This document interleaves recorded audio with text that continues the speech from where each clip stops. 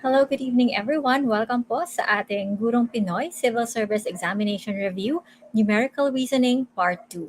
So again po, this is our Civil Service Examination Review, although applicable din po ito sa may LET. So kung sino man sa inyo ang gustong kumuha ng Civil Service Exam or ng LET, pwede po kayo dito sa ating schedule na to. However, meron din po tayong simultaneous na social studies review for LET. So kung sino man po sa inyo yung dapat nandoon sa social studies, review po natin yung yung location natin, tsaka yung ang connection natin kung aling link po tayo dapat sumama. Pero like I said, this is also applicable for LET examination because civil service examination and LET items are very, very similar sa mga, especially sa mga Gen Ed and some items. Although, kung nandun tayo sa majoring, syempre ibang usapan yon. Medyo may mga particular items tayo sa majoring ng LET na hindi na natin isinasama sa review ng civil service exam. So welcome po ang mga LET takers dito sa Civil Service Examination Review. Pa-share naman po ng ating location kung saan po tayo tonight para makita po natin kung hanggang saan po yung abot ng ating Gurong Pinoy review for tonight. So before anything else, ako po si Coach Faye and I will be with you for our numerical reasoning part 2. Welcome back po sa mga kasama natin noong last year pa, nung nag-numerical reasoning part 1 tayo.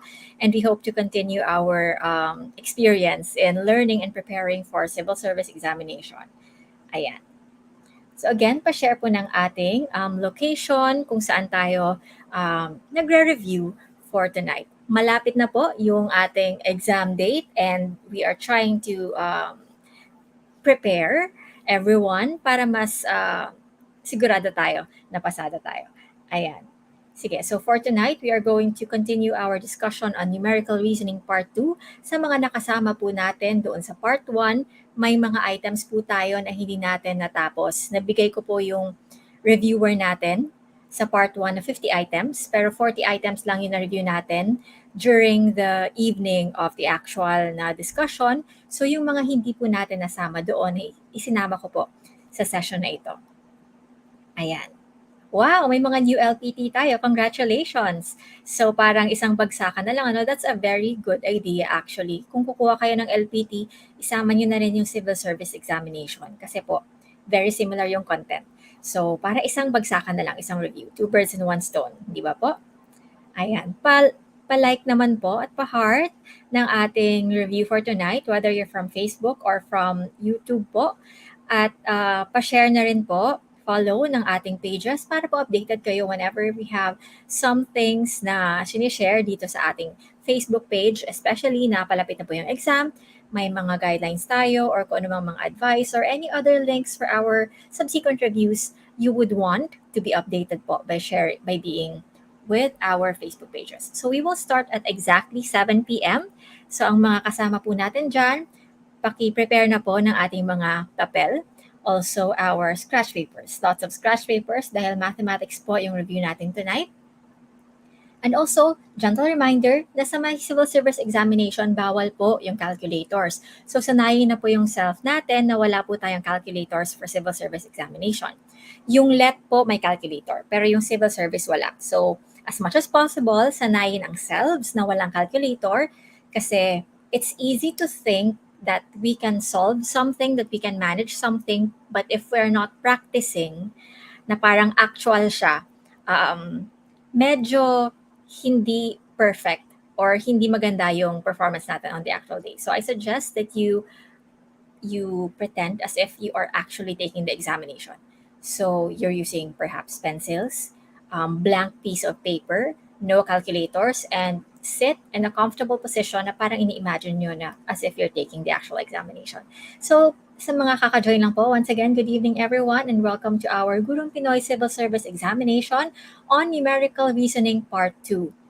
So, ayan, so wala kang calculator. Pasensya na po, that is for your LPT. I was considering na may mga majors po na merong calculators. Pero yung civil service examination, for sure, wala po siya.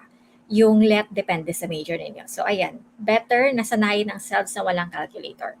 Good evening po ulit. And ayan, it's 7 p.m. everyone. So, I hope we're all ready.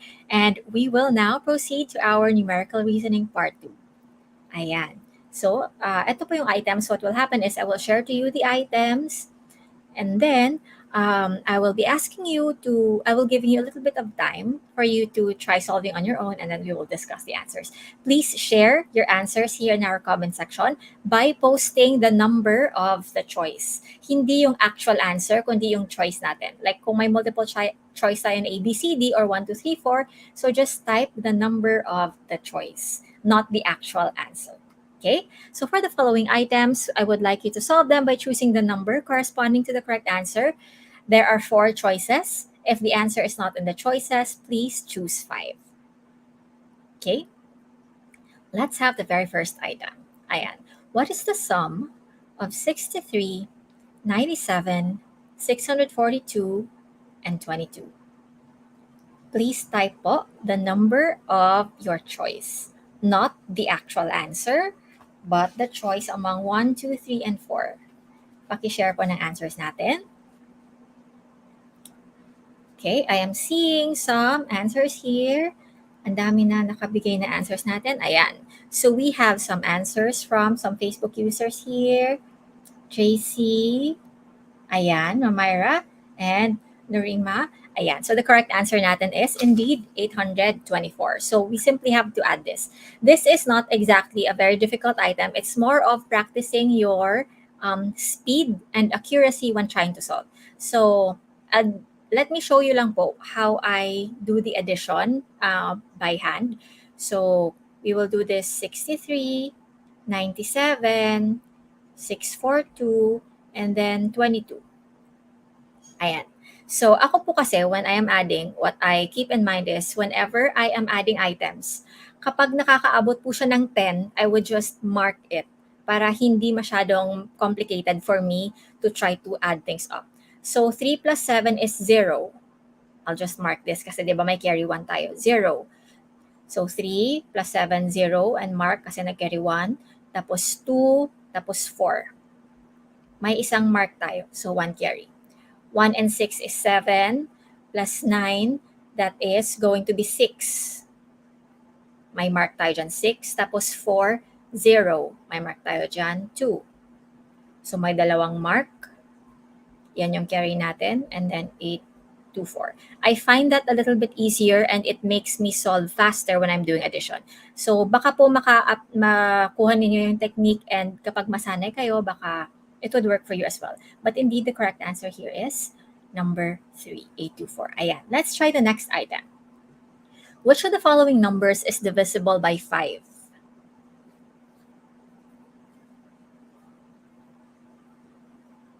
Please choose the number, not the actual answer.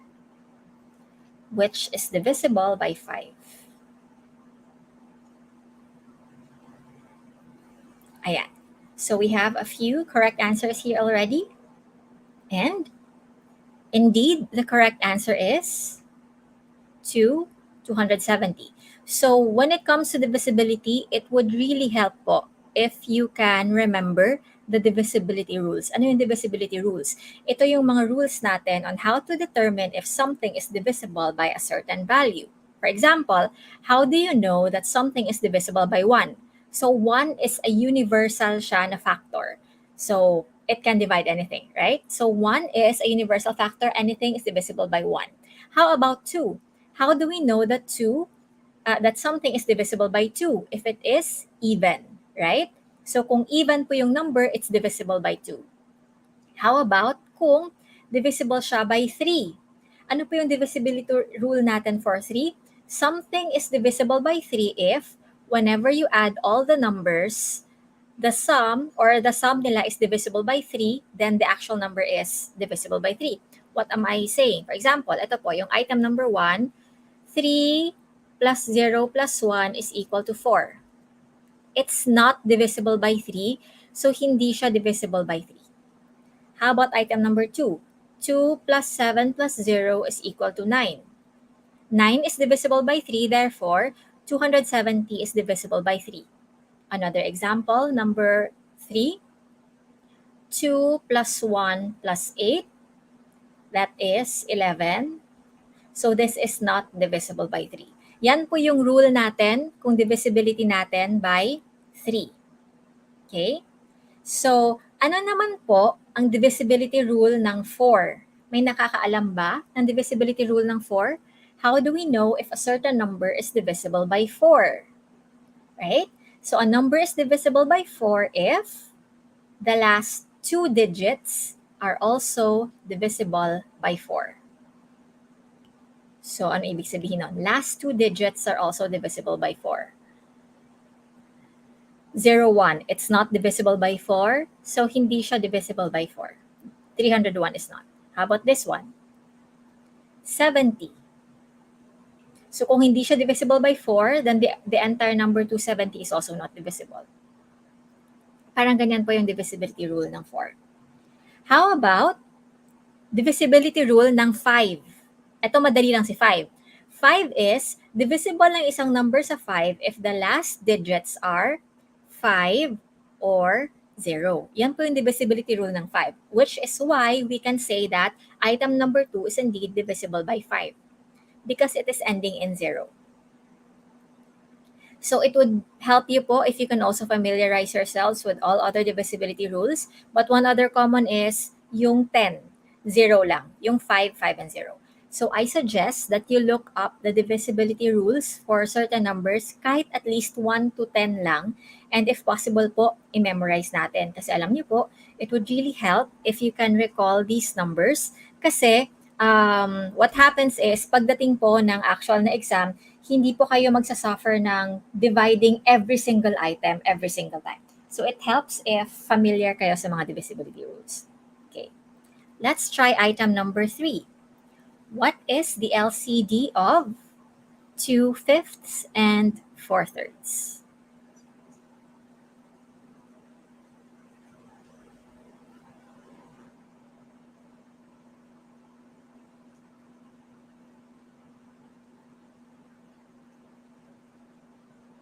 Pa-share po ng number ng choice natin.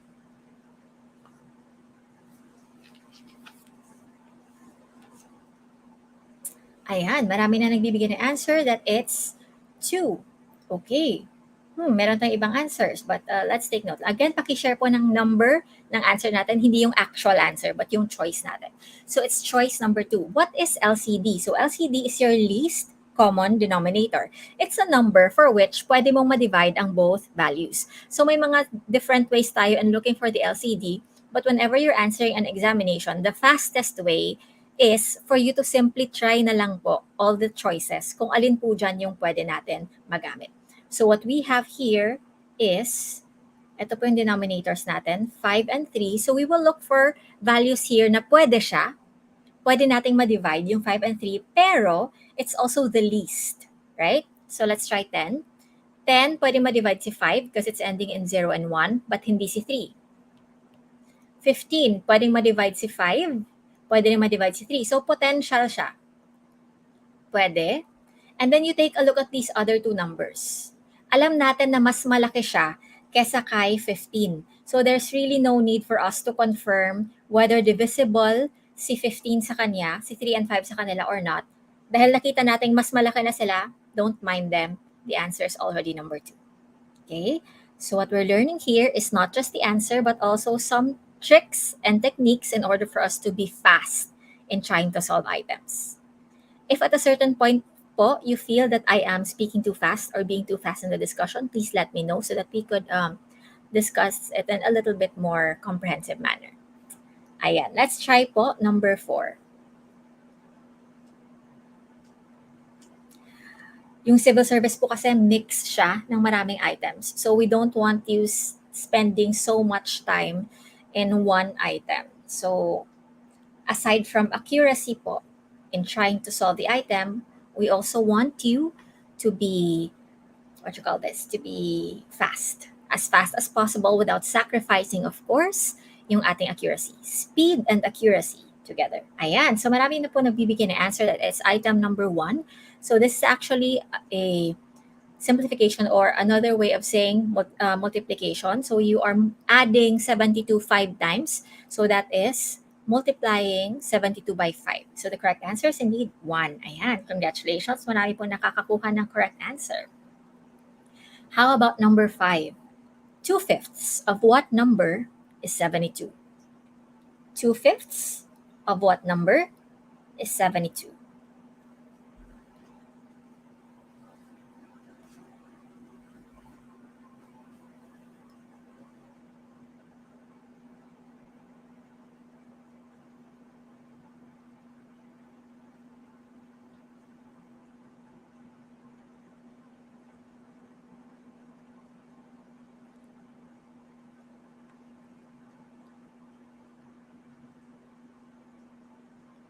Ayan, so I'm receiving some answers na that, ayan, answer is 4. So when you say 2/5 of what number is 72, so you're trying to say that 2/5 of something is equal to 72.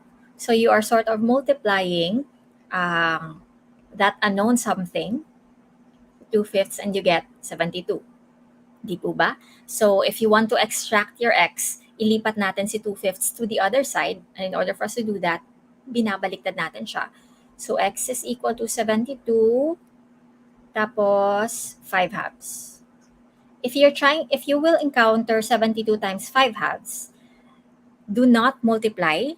Always go for division first because we want to divide or make things smaller before we multiply. Okay?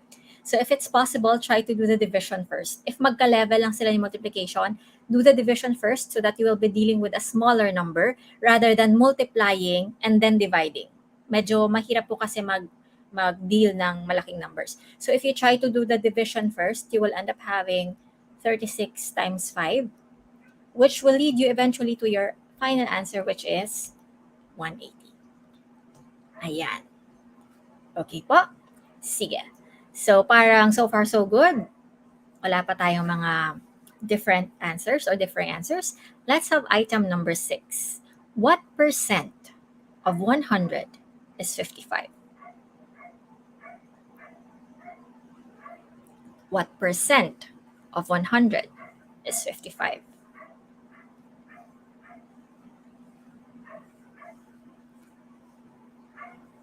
Please type the answer or the number that corresponds to your answer, not the actual answer. Ayan. So, many of us are already saying number 3. Ayan. So, paano nga po ba ulit ito? So, let me just show you the solution natin. Recall lang natin that when we are trying to solve for this, meron po tayong triangle for mga percentage na ganyan. Ay, sorry. And what we have is sa taas yung percentage natin. Percentage, tapos meron tayong base tsaka rate. So ano-ano po ito? When you say base, your base is your original value. Yung rate, ito po yung may mga percent, yung may decimal, yung mga ganyan po. Yung percentage po, wag po natin i-confuse yung term na percentage sa rate. Yung may mga decimal tsaka percent na value, those are rate, R. Yung percentage, ito yung very small value na nakukuha natin doon sa may base natin. A very small portion of your base. That's your percentage. Okay? So in this problem, we are looking for what percent of 100 is 55. So naka-percent value siya. We are looking for the rate. So we are looking for your rate. So R here is equal to, tingnan po natin yung position ng P and B. P is in the numerator and base is katabi lang siya ni R. Ayan siya. So that's how you determine your equation. Ayan. So that is it. R is equal to P over B. So our percentage is the small portion of the base natin, and that's 55. And then you are also having your base natin na 110. So if you try to solve for this, you will end up getting an answer which is 0.50 or your 50%. Another way of looking at this is that 55 is 1/2 of 110, which means that it is still 50% because 1/2 is 50%. Ayan. Okay po? Sige, parang so far so good naman. Please remember po natin yung ang triangle natin for the PBR, yung ating equation for percentage base rate. Percentage sa taas, base rate sa baba. Because usually there are a lot of items in civil service examination about percentage. So, ayan po. Item number 7. How many eggs are there in 4 trays if one tray contains 30 eggs? How many eggs are there in 4 trays if one tray contains 30 eggs? Paki-type po yung answer ng choice natin and not the actual value. Okay, so a lot are already answering item number 1. So indeed, it's item number 1. So 4 trays, tapos every tray has 30 eggs. So it's simply, simple lang po siya, 4 times 30 lang po. And that is indeed 120. Ayan, let's proceed to the next item. Rosa can type 4,500 words in 1 hour. At the same rate, how many words can she type in 73 minutes?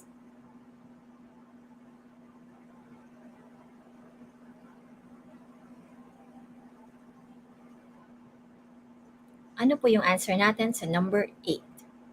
Again po, please do like or heart our review and pati yung page po natin. Paki-follow na rin po and subscribe. And then if you could share this to your friends who are also interested in taking maybe LET and CSE, para naman po malayo yung naaabot ng ating review and marami po yung natutulungan ng Gurong Pinoy. Right, so marami na po yung sumasagot ng item number 2. Okay, so Rosa can type 4,500 words in 1 hour. So that's 4,500 words per hour. And as you know, 1 hour is 60 minutes. Kasi yung unit natin sa pangalawa is in minutes. So we have to convert it in minutes. So that's 4,500 every 60 minutes. So what we do now is try to determine kung ilan per minute para malaman natin yung 73 minutes, right? So let's remove the zeros and then divide. We end up getting 75 per minute.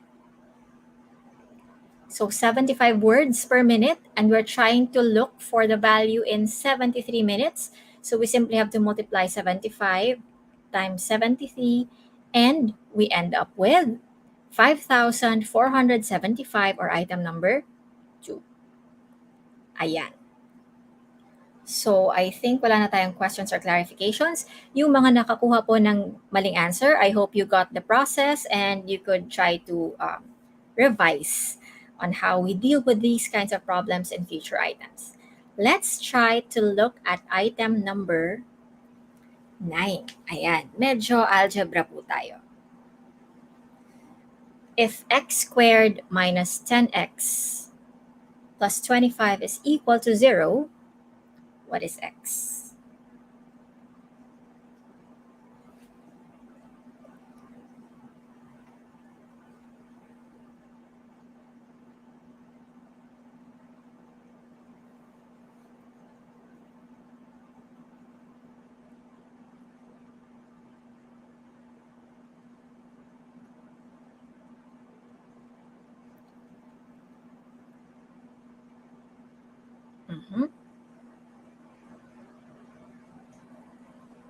Hello po, good evening. Okay. I think may delay ng kaunti yung YouTube natin. Ano po? Kasi parang iba po yung pace. Ayan. So in item number 9, we are looking for the value of x. The fastest way to solve this one, if you're not that familiar with algebra, is I'll just do the fastest method first, and that is simply you try to substitute everything and try to check whichever gives you 0. So let's try 3. This is a 3 squared minus 10 times 3 plus 25. This is 9 minus 30 plus 25. It will not give you 0. And then let's try this one. 5 squared minus 10 times 5 plus 25. That's 25 minus 50 plus 25. It will give you 0. So that's the answer. That's the fastest way to do this. But what if you're familiar with algebra? If you're familiar with algebra, you would recognize that this is actually a perfect square trinomial. Ano yung perfect square trinomial? A perfect square trinomial is a trinomial na pwede mo siyang ma-factor na pag square mo, ito yung answer. So this is factorable to x minus 5 squared. Let's confirm that it is indeed the answer. This is x minus 5 times x minus 5. Allow me to show you this process lang para maka-help sa inyo in the future items na very similar dito. Usually when you try to multiply something like this, what you do is the FOIL method, right? So FOIL method is, alalahanin lang natin si FOIL, kaunting review po para maka-prepare tayo sa mga future items. First terms, so x and x, FOIL, first terms. That is x squared. Tapos outer terms. Outer terms po tayo. That is negative 5x. Tapos I, inner terms po tayo. Inner terms, ito po. So that's negative 5x. And then finally, your last terms. So ito po. And that is negative 5 times negative 5, positive 25. So your answer here is going to be x squared minus 10x plus 25. Indeed, we confirmed na equal sila. So what happens here is, nag-x, lagay ko sa baba, x minus 5, so x squared minus 10x plus 25 po, equal siya sa x minus 5 squared. It's a perfect square trinomial. If I square this value, the answer is a trinomial. So perfect square trinomial siya. That is x minus 5 na lang. Gamitin natin siya. Sorry. And then equate daw natin kay 0. So equate daw natin siya kay 0. So x minus 5 is equal to 0. X is equal to 5. That's how you get your answer algebraically. Pero naman po, when you have choices, at ganito yung pag-phrase ng question, if you're not very familiar with algebra, it might be faster for you to try every single item and check whether it's divisible or not. So ayan po ha, hindi po nasa lahat ng oras kailangan nating gamitin yung exact process. Remember po natin na in certain examinations na marami pong items, it would help you more if you look for the fastest route. Ayan.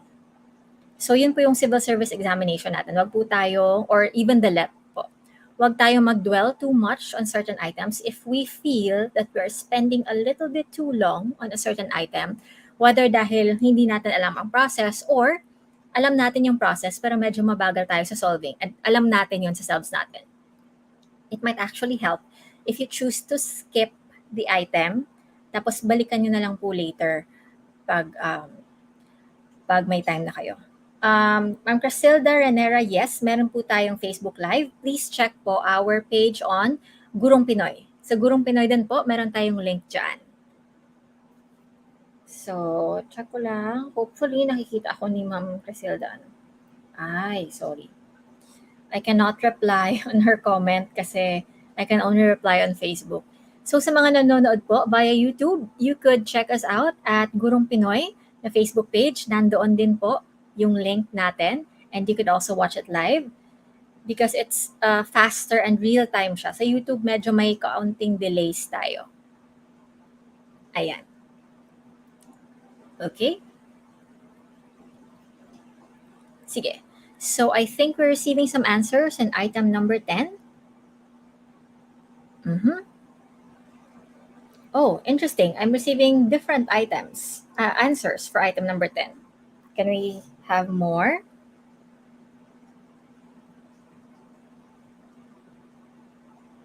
Ayun. Yung video quality po, sa settings po ng inyong YouTube, pwede nyo po ma-check kung ano yung quality ng video nyo. Baka po nakaset kayo sa lowest na setting. Pwede nyo po siyang ma-change into, baka 440 lang po kayo, change siya sa 1040 or something para mas ma-improve natin yung quality ng video natin.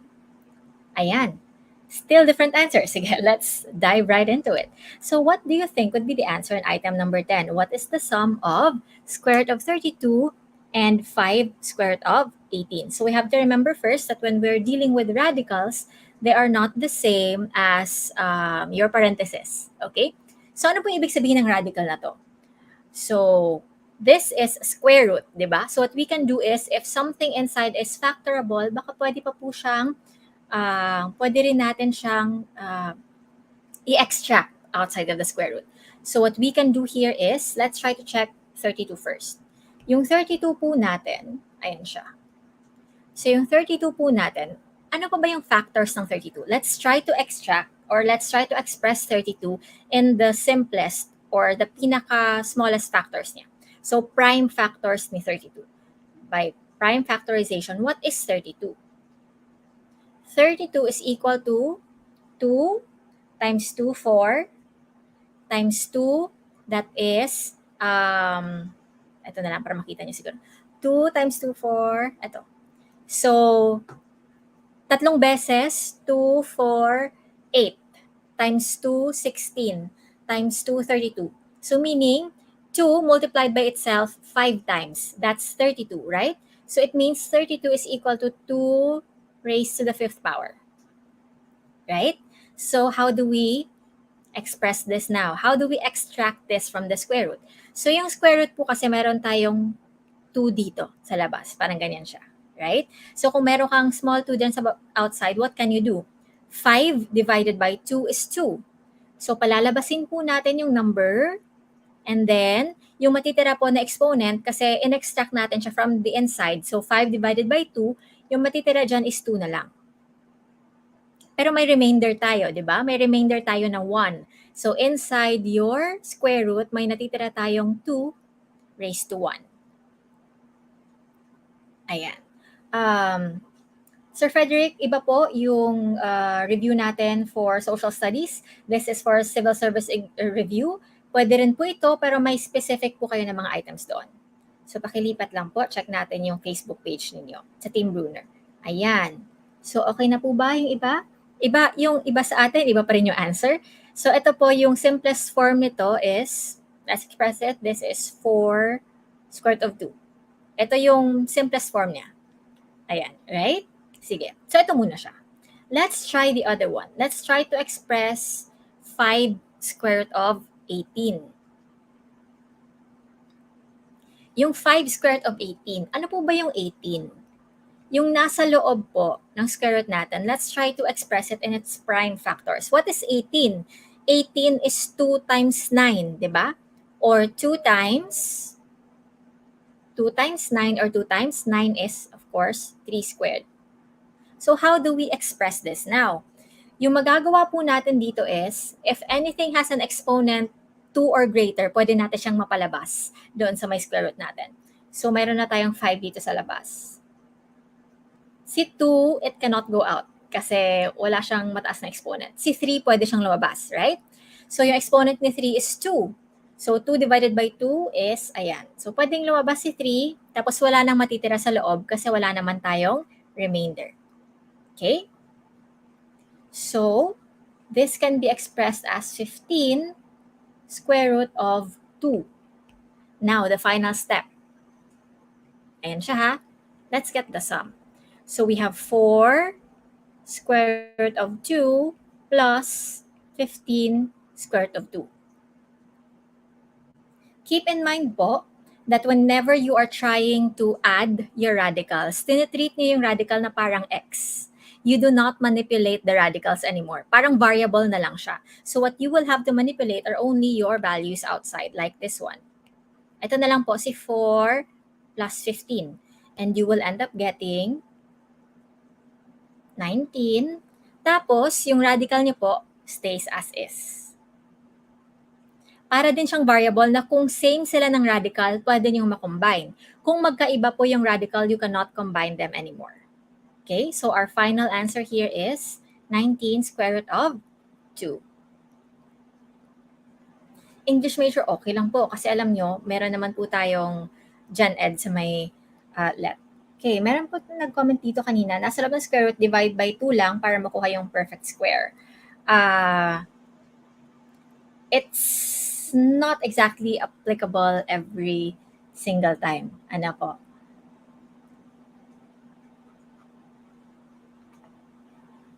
Ito, Sir Manuel, kapag hindi po magkaparehas yung radical natin, for example, yung answer po natin, meron po tayong 4 square root of 2 plus 15 square root of 3, then you cannot combine them. Hindi niyo po siya masisimplify. That's your final answer. Okay? So in radicals, you have to make sure that the radicals are the same. If they're the same, you could combine them, put them together. Pag magkaiba, hindi po pwede. Okay? So remember po natin yan because sometimes may mga lumalabas po na items sa ating civil service exam and even in the LET examination. So let's recall a few of our rules in this aspect. Meron pa po ba tayo mga follow-up questions when it comes sa my radicals? Ayan. Sige, if there are none, so the final answer natin is item number 4, which is 19 square root of 2. We will proceed to the next item. Okay. This is why I explicitly showed you the FOIL method earlier because it's applicable in this one. So recall po natin yung mga certain rules natin. And in this case, we have to perform this operation.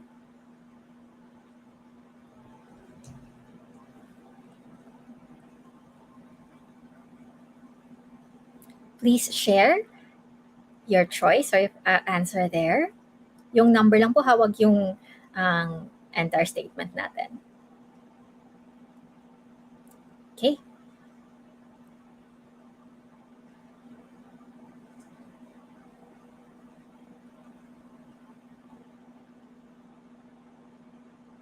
Sige. So you could do the FOIL method here, or you could also try to use the shortcut for a perfect, for the square of a binomial. May shortcut din po siya. Ayan. So I'm receiving very interesting answers here. Ayan.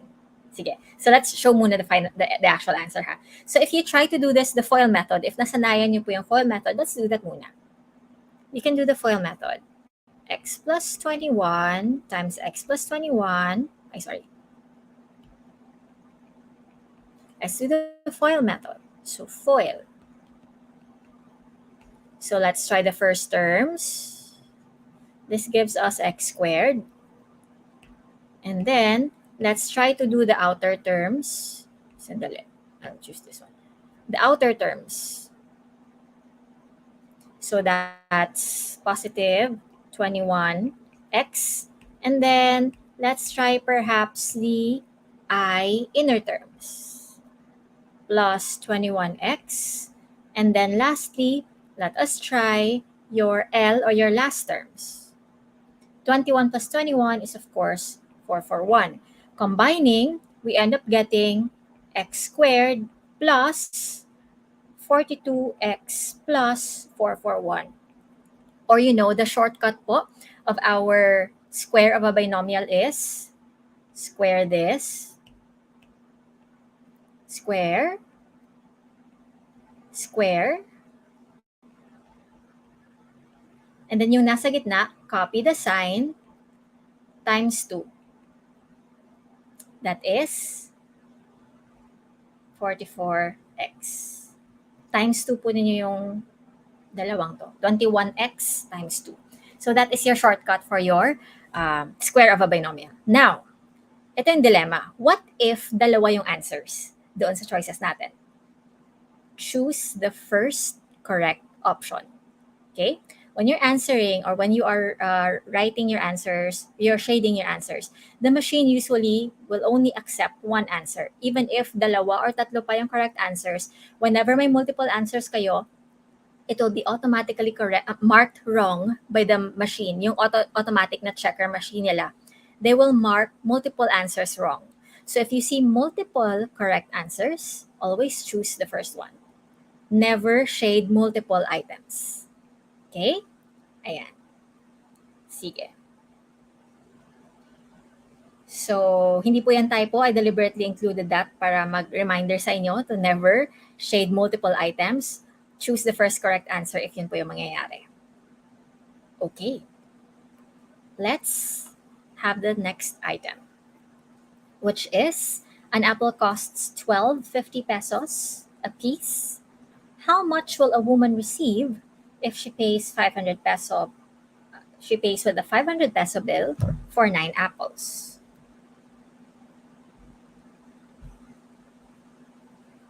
Ano po yung answer natin in number 12? I think marami-rami na rin yung nakakapagbigay na answer.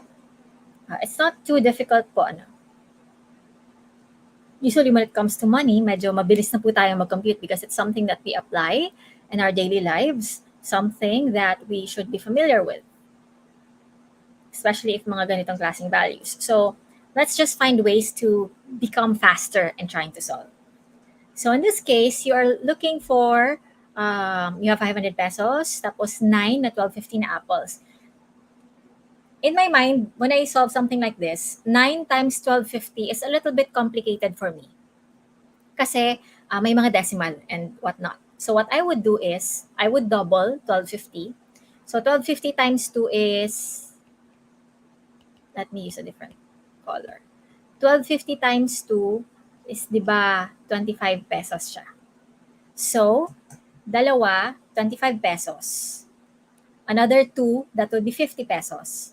Another 2, that would be 75 pesos. Another 2, that would be 100 pesos. So, 8 na yon, di ba?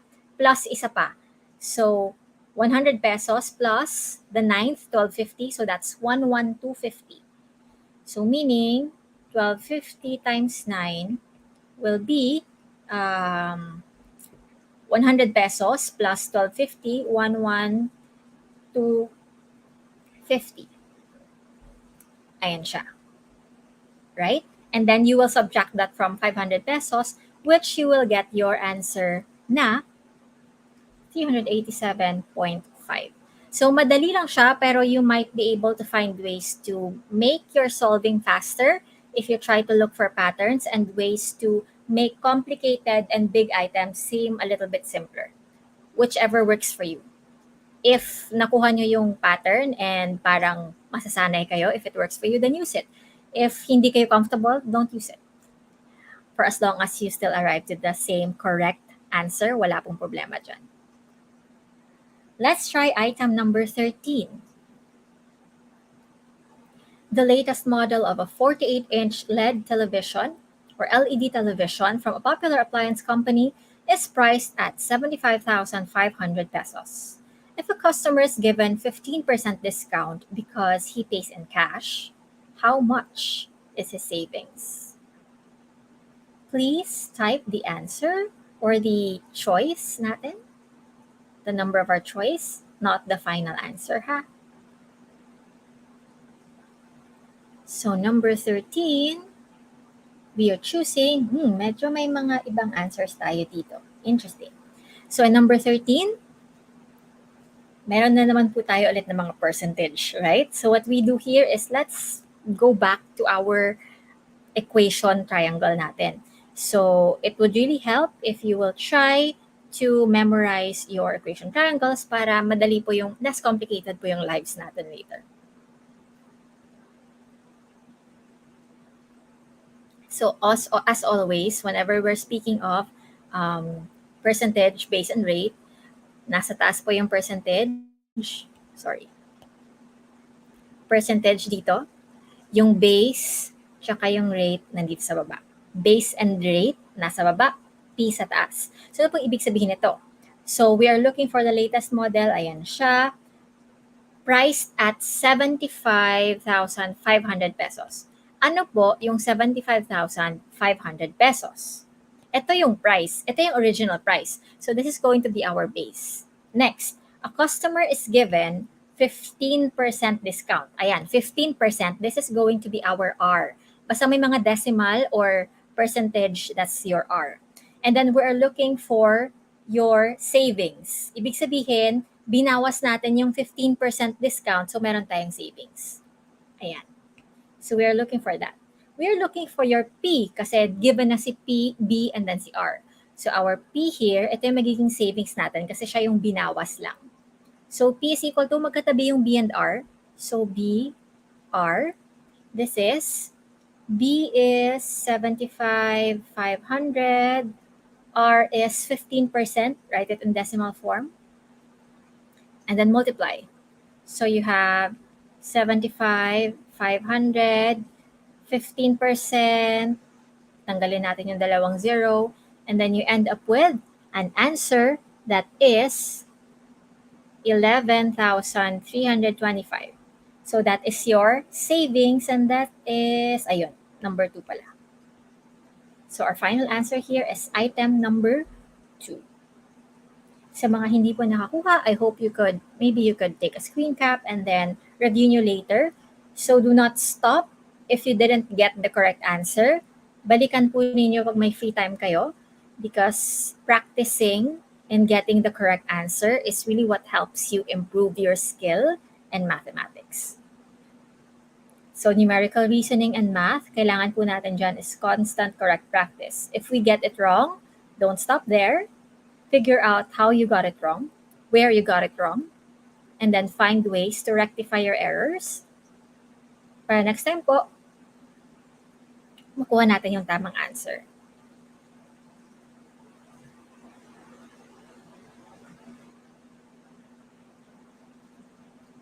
For number 14, the perimeter of a square field is 180 meters. What is its area? It would help if you could recall some properties of your shapes, right? So ano po yung ibig sabihin ng perimeter and ano po yung area? So when you say perimeter, it's something that is, you're talking about yung nasa palibot ng isang outside of or the boundary of your shape. So whether it's a circle, square, rectangle, and whatnot, yung outside lang po, that's your perimeter. When you say area, that is yung entirety ng nasa loob, right? So perimeter is boundary and the area is the entire region inside. So for example, if you have this, sandali lang.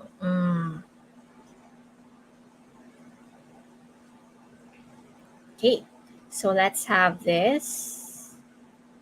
So your perimeter is the solid blue line outside, and then your area is the shaded region inside, right? Sige po. So now we're talking of a square. So when you say square, you are trying to check the equation na yan, and yung square natin is may apat siya na sides. Sides niya, and all of them are equal, right? So when you talk of the perimeter of the square, you simply have to count or combine all the boundary, yung apat na sides, combine natin. Dahil pare-pareho lang naman sila. So that's S plus S plus S plus S, or simply 4S. That's your perimeter, right? So your perimeter here is 180 meters. So 180 meters is equal to 4S. So yung S natin ay, in number 14, your S is 45. One side is 45. Now, let's talk of area. When you say area, sa two-dimensional na pieces, you are simply trying to multiply yung dalawang sides na hindi siya opposite direction. So we could try to multiply this and this.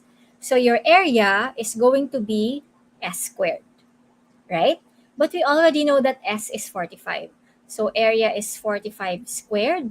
And of course, this yields 2025 square meters, which is item number 1. Ayan. So paki-recall po ninyo yung equations natin for perimeter and your area. It would help if you understand the whys and the hows of perimeter and area rather than just memorizing. Para in case na pagdating ng exam day at nakalimutan niyo yung lahat ng mga equation, if you understood how it is extracted, then you could find ways in trying to get the solution later. Kahit hindi niyo siya na-memorize, pero naiintindihan niyo siya. But it would help, of course, if you will try to look up yung mga standard equations natin for perimeter and your area. Okay po. So we covered yung perimeter and area ng square. Perhaps you will encounter a little bit more ng iba pang mga shapes later.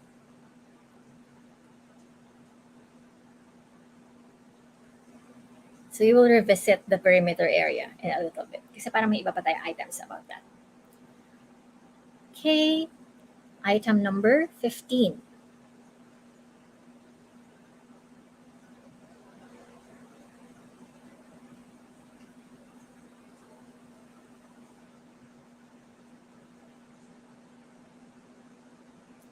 For item number 15, ano po yung answer natin?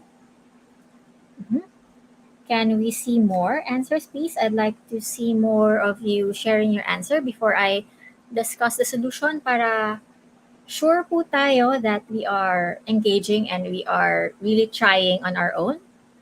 In math kasi, or numerical reasoning, it helps if you're practicing rather than just looking and, okay, ito yung answer. Iba kasi yung tinitingnan nyo yung process ng iba versus solving on your own. You would really improve and become faster if you're doing it yourselves. Ayan, interestingly, we're getting a little bit different answers. Ano po? Interesting. Magkaiba yung answers. So, how do we deal with this? You're trying to multiply these 3 items all together. So, what we need to do is, kumbaga, you're trying to multiply binomials. So, FOIL method yung ginagawa natin dyan, right? So, there are many different ways to do this. You could try these first. Ito muna yung FOIL nyo. And then yung answer, multiply nyo dyan. Or, pwede rin ito, tapos ito. Or ito, tapos ito. Kasi multiplication is commutative. Ano pong ibig sabihin ng multiplication is commutative? It means that it doesn't matter kung alin yung inuuna ninyo whenever you're trying to multiply. Whichever is the easiest to combine, maybe you can do that first. Okay, in this case, these two are actually the easiest to combine. So you have x minus 1 and x plus 1. You could try the FOIL method po. Nakukuha niyo po yung answer dito. But these two are also called, in algebra, in mathematics, these are called conjugates. Ayan. Malay nyo, lumabas. Ano po yung conjugates? Ito po yung binomials na pareho sila except sa sign sa gitna. So, pareho yung left and right-hand portion ng binomial, tapos yung gitna nila magkaiba yung sign. So, those are called conjugates. Ano yung special property ng conjugates? In conjugates, whenever you're trying to multiply them, you don't have to do the entire FOIL method. What you can do is multiply the first term, that's x squared, multiply this, that's 1, and then make the sign negative. Kasi po, kung FOIL method nyo siya, kung nag-FOIL method kayo, nakaka-cancel din naman yung mga excess. So, ayan siya. That's the first part, right? And now, let us multiply it with this one. Ito, kailangan na nating mag-FOIL kasi wala nang shortcut dito. So, FOIL method, first terms first. First term, that's 2x squared. Now, let's try the outer terms. Ay, sorry. Mali. First term, sabi ko pero yung ginawa ko yung outer term. First term is, sadali lang po ha. First term, ito, that is x cubed. And then let's do the outer terms. Outer terms, that is, ito. So that's positive siya, no? 2x squared. And then, your inner terms, so on and so forth. So you will end up getting an answer that is minus x minus 2. So kung titingnan po natin yung choices natin dito, yung pinagkakaiba lang naman usually is yung signs natin, right? So I want you to be very, very careful whenever you're trying to multiply your values. So if you can remember, yung rules po ng multiplication is that when you have different signs, then the answer is negative. Whenever you have the same signs, it's always positive. Okay? Paki-remember po ng rules natin sa signs and multiplication. Same signs will always give you a positive answer. Multiplying different signs will always give you a negative answer. So yun po yung medyo common na errors natin or areas for carelessness. So please be very careful and watch out for these ones. Okay? Rules po natin sa may signs. Yes, Sir Kennard, nakikita kita. Nakikita ko yung comment mo. Ayan. Pero pasensya na po if I can't really see each and every comment po ninyo kasi minsan po medyo when I'm into the discussion, I can't really see every single comment or medyo pag mabilis po siya. So the correct answer po natin dito is positive yung 2x squared, tapos negative yung last two digits natin. So it's item number 3. Ayan. Let's try the next item number 16.